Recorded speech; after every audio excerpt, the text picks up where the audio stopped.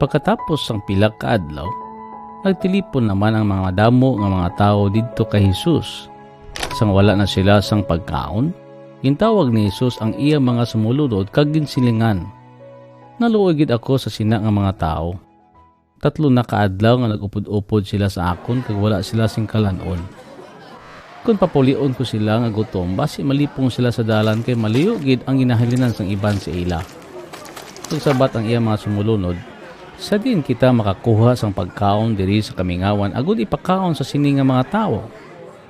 Pila ka bilog ang inyo tinapay dira? 7. Dahil ipangpungko ni Hesus ang mga tao, ginkuha niya ang 7 ka tinapay kag nagpasalamat sa Dios. Pagkatapos ginpamihak-pihak niya ini, kag ginhatag sa iya mga sumulunod agud ipanagtag sa mga tao. May pilaman sila kabilog nga magagmay nga mga isda. Ginpasalamatan man niya ini kag ginhatag siya mga sumulunod agud ipanagtag sa mga tao. Nagkaon sila kag nagkalabusog.